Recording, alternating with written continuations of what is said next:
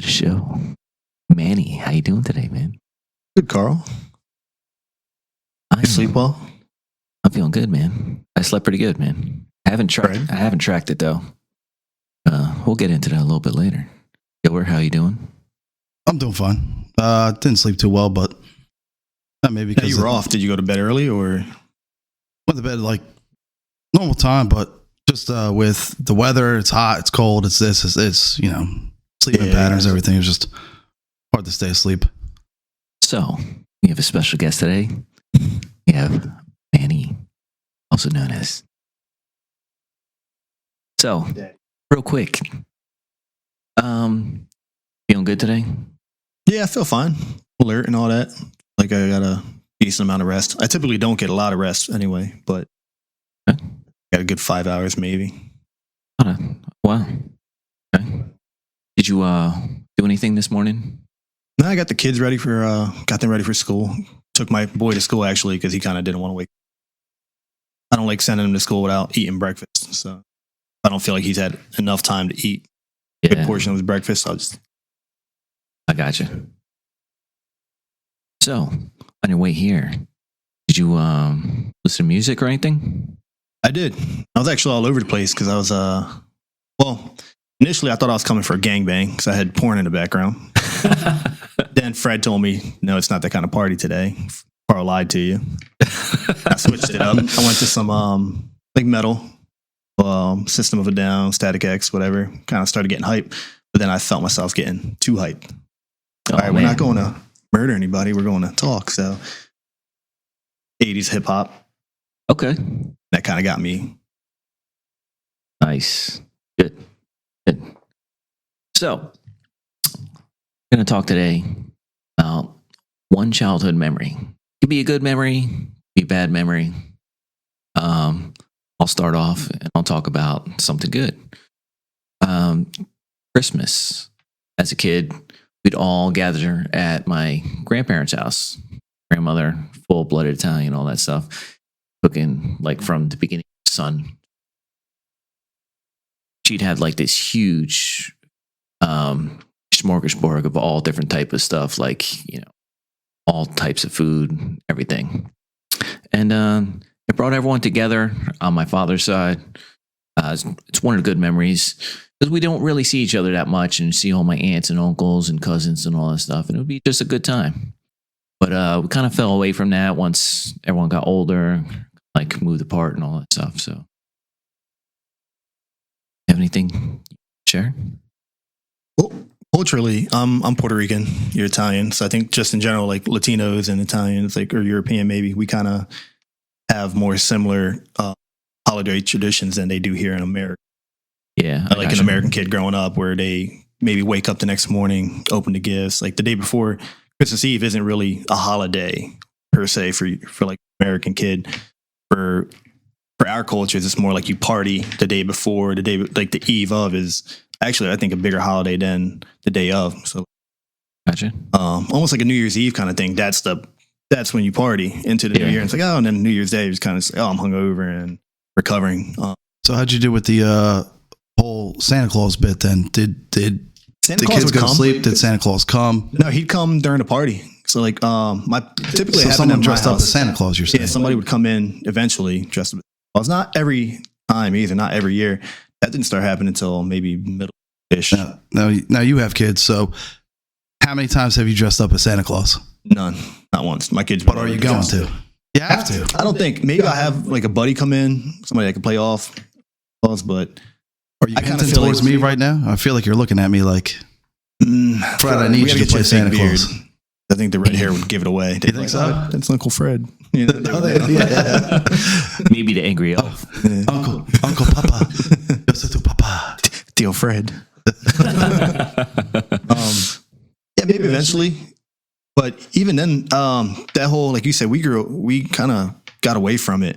I feel like after high school, it kind of toned down. It used to be every year, every holiday, a big banger at the house. My parents would cook all day, 5 or 6-ish o'clock we would eat, and then party all night until everybody got tired and left. Or Christmas, midnight we open up the gifts, and then we do like breakfast the next morning.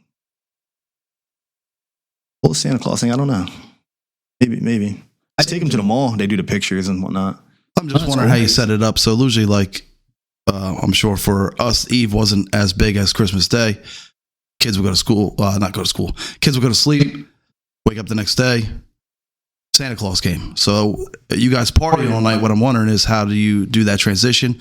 I mean, I guess they obviously they eventually fall asleep. So I'm just guessing that during that time frame, you just say, hey, Santa Claus came. No, like everybody would come. They'd bring the gifts, each family would have their gifts in the trunk. Obviously, if it was our house, our gifts would already be there. But then everybody would the kids kind of knew mommy and daddy bought the presents. So we didn't do like the whole Santa Claus isn't as much big of a deal then, I'm guessing. Not necessarily, no. And even now, we have like the immediate family over, my mom, my dad, her mom, whoever wants to come, my sister, and we try to do like a family thing the day before going into it. But with me and Bree, what we decided, because she grew up doing it that way. Hey, I went to bed, I put out cookies and all that crap. Santa Claus came. Oh my God, there's gifts underneath the tree. Santa Claus hooked us up, and then they open up the gifts. What we do is the day, like at midnight, we'll let them open up the gifts from everybody else. And then everything that we bought them or Santa bought them, then they open that up the next morning when they wake up. Because typically we buy them a lot more than everybody else with. But that way, even then, other kids, my nephew or whoever doesn't feel like, why'd they get so many gifts from? If he's related to Santa Claus. Awesome. Good. Yeah, so for me, Christmas, I would say normal. I wouldn't say we had big, huge parties, big thing. Maybe when we were little, like I know that sounds a little, but maybe third or fourth grade, I'm thinking like maybe we had the family together. It's hard to remember that kind of stuff. But as far as I remember, I think Christmas is just wake up, Christmas Eve, go to sleep. Gifts. Gifts in the morning. Santa Claus came, and then that's it. Did you have like a family dinner the day before, like the eve of? No, I don't think we really do anything. It's just a normal day. So Eve would be for like pretty much how you guys kind of do it. It wouldn't be a party, but it would be like family exchanging gifts. It's like I'd give my brother a gift or my mom or somebody else a gift. So that would be more like adults. My daughter would get a gift, from her, grandmom. And so that wasn't really Santa Claus. That was more like a family exchanging gifts and the kids getting gifts, and then went to bed that night, and the next morning, then the real gifts would come from Santa. In the morning. Gotcha. In the morning, yeah. So another memory for me, and it's huge for this month. For me as a child, I grew up watching WWF, so I'm sure you guys all have too. Oh yeah, man. So I'm sure like the real WWF. And then you got so Hulk Hogan, Macho Man, Randy Savage, so a lot of stuff. Ultimate Warrior, and Jimmy Snuka. Yeah, so we can get into that and the reason why I bring that up is because this month, obviously you have 3/16, March. So the joke, the memes of the day was I feel like for me that was the end of like the good wrestling. So after the jokes of the day, WWE or whatever. Jokes of the day was drink beers and give stunners to your friends, and so 3/16. Yeah, so 3/16 day was drink beers and give stunners to people. So another thing is Scott Hall, Razor Ramon also, I believe, passed this month also. So oh man, so it's just stuff like that. Brings you back like, oh man, I grew up watching this guy. Yeah, idolized this guy, and now this guy is no longer with us. The Razor's Edge. Yeah. Was his 1, 2, 3 kid. I don't know if you guys remember any of that. Yeah, 1, 2, 3 kid. So I know you told me that you were watching it during during COVID. During COVID. So why don't you tell me a little bit? What were you watching? I was watching like old Royal Rumble. It was Stone Cold Bret Hart one. That one was very controversial and all that stuff. And just watched a few other ones. I was huge in Undertaker, Stone Cold, Bret Hart. Really liked Owen Hart. God bless his soul. Do you remember Undertaker being undefeated in the casket match? Wasn't it? Yeah. So up to a certain point, I think, and wasn't he undefeated? It was what was it? He was undefeated in something else too, and he recently just lost, and that's something that we can probably look into. That apparently was it SummerSlam? Maybe he was undefeated in. We're gonna have to talk to Abel. Abel is a big wrestling fan. Big time wrestling fan. And Mike's another big wrestling fan. So shout out to you guys. I'm sure you're going to put that shit in the comments. Let us know, because our old age has come upon us and we can't remember that stuff as young kids. But I know you guys are definitely up there on that speed. What was the controversy about now? I'm trying to remember if you could refresh my memory on it. The controversy about what? Was it Stone Cold and the Stone Cold Bret Hart. They were talking about, it was, I'm sorry, that was Shawn Michaels and Bret Hart. Okay. That was the Canadian screw job, it's called.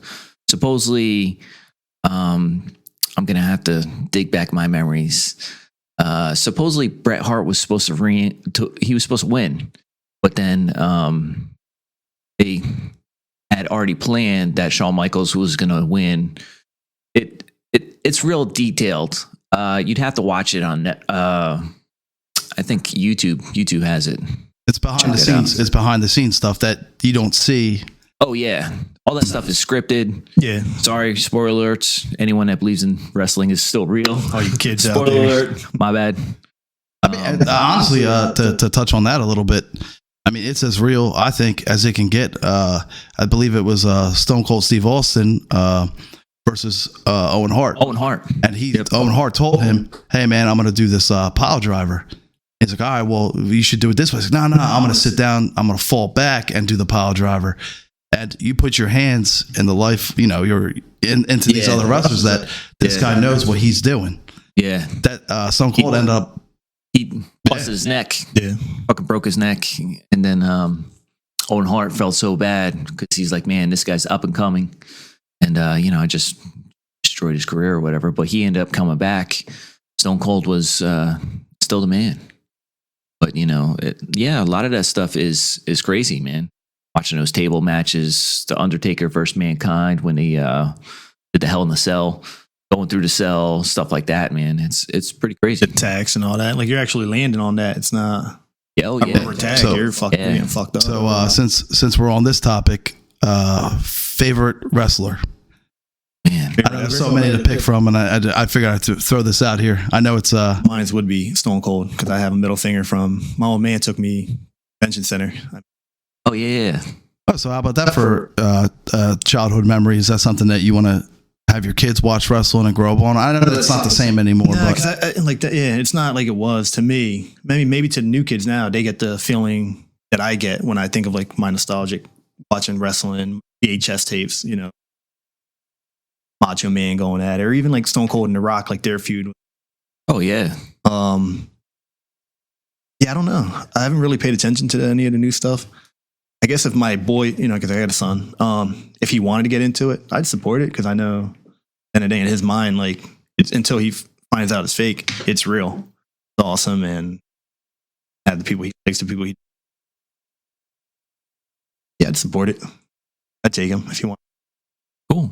I wasn't too much into Hulk Hogan. I believe he wasn't WWF. He was another WCW. Yeah, so my favorite one was WWF. So out of all the choices, WWF. So I really didn't follow too much on. Obviously, we all know who Macho Man Randy Savage is. We all know the Ultimate War. Slim Jim. What's that? Snapping to a Slim Jim. And his commercials. Oh yeah. So. But now the two of them really don't like each other in real life either. Who's Macho that? Man and Hulk Hogan. Well, Macho Man died. Well, rest in peace. But even then, I think they really hated each other. Do you think They he still didn't hates like him? each I think so. That's not Hated what that guy. Yeah. I don't know, man. But he might. I don't know. Do you think it's just a feud?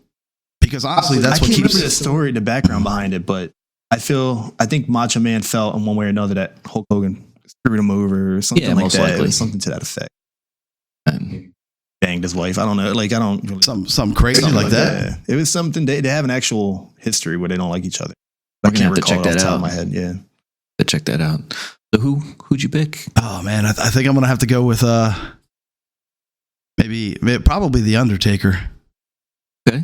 And the reason is because I just think that he's with everything his legacy more so. I think if that makes sense, that he had a lot of undefeated streaks. He was undefeated in this. He had a long run, and his entrance into the arena, pitch black.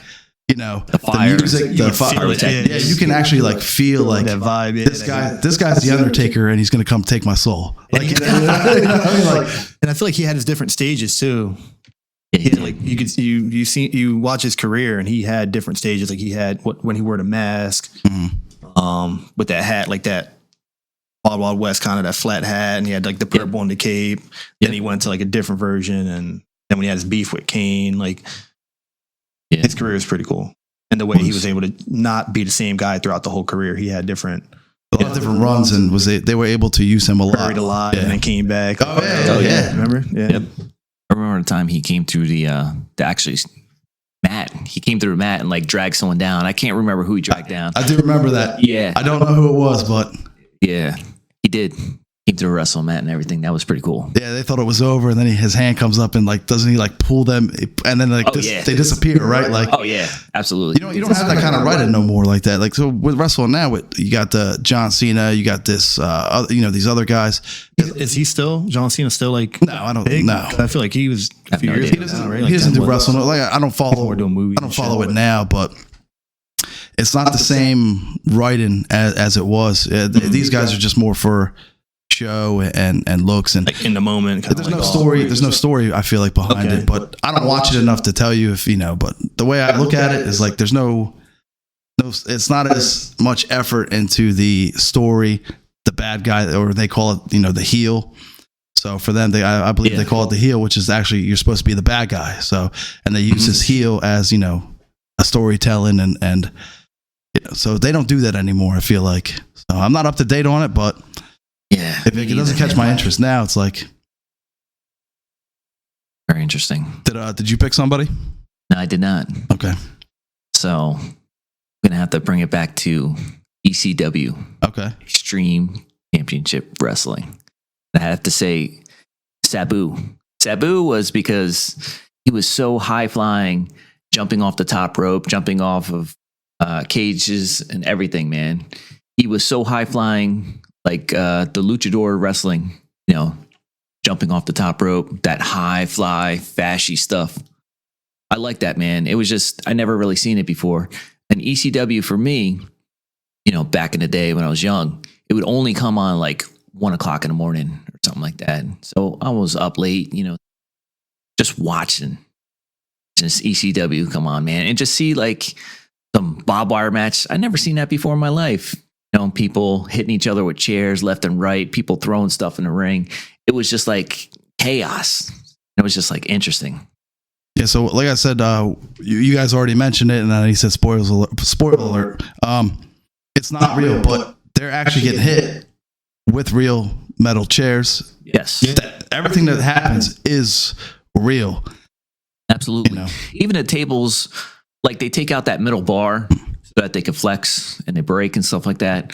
A lot of the stuff is all pre-planned and everything with, the tacks and jumping off the cages and smashing into tables and everything else like that. Like all that stuff is planned, but still these guys are huge, man. And their bodies take a huge toll. So got to shout out to them, man. Childhood heroes, pretty much. Who was the local guy? Was it Draws or something like that? The one that he's in a wheelchair now. Yeah. He actually went to Oakcrest. I graduated from Oakcrest. I don't know where you guys went to high school. Yeah. But yeah, he big time. He had his neck broken too, man. And he's he's in a wheelchair. Paralyzed. Paralyzed. Well, that happened when I was young. What was he on? Was he just doing local wrestling? WWF. Was he on WWF? Yeah, he was. What was his name? One of I don't remember his real name, but Mosh Twins or something like that. I don't recall. I believe his wrestling name was like stage name or whatever was Draws, I think. Draws, yeah. It was. But yeah, man. It's back crazy, in the 90s. Man. Like, they really put their bodies online. Even like Mankind, he's got that torn ear or McFoley or whatever. Yeah, absolutely. Just made me think of another one that gave a lot for the sport. And you could imagine what he feels like waking up every day. Yeah, I don't know what he gets paid wise or royalties or I don't know, man. It's a tough job, and that stuff's real. So, you know, For entertainment, man. Yeah. What about entrances? We could talk about some entrances here going on. Entrances.